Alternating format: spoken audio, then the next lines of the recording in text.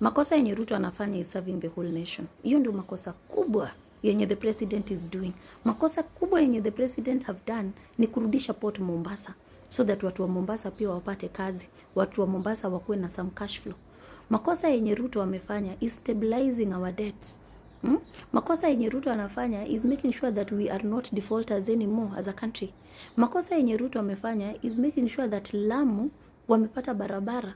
Makosa yenye Ruto amefanya ni kumake sure that kuna level 5 hospital Wajir na wako na stadium wamekumbukwa for the first time. Makosa yenye Ruto amefanya is that during his administration the dollar imeweza kushuka from 169 sijui ilikuwa ni 170 to 129. Makosa yenye Ruto amefanya is making sure that he has a system where we cannot lack fuel in this country.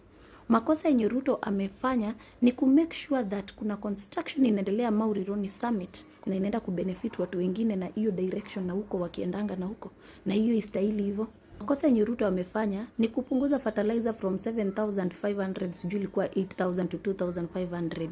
Makosa yenye Ruto amefanya ni kufagia carreteras. Hiyo ni kitu yenye iko inastahili kuenda hivyo. Makosa yenye Ruto amefanya is turning Gikomba to a construction site so that those business people can have a conducive and safe environment.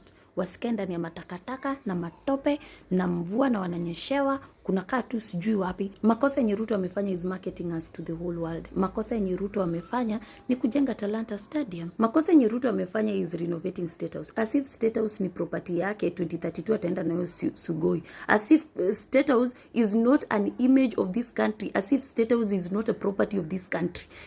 Mnapinga State House as if State House ni mali ya Ruto ati atatoka nayo aende nayo. As if the image of that State House is not the image of this country. Makosa yenye Ruto amefanya is making sure there is affordable housing all over the country.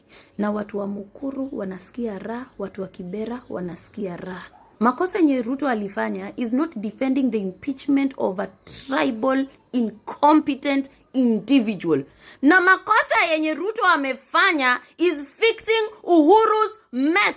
Tutam guys, tuko ballot mpaka 2032. Am I clear?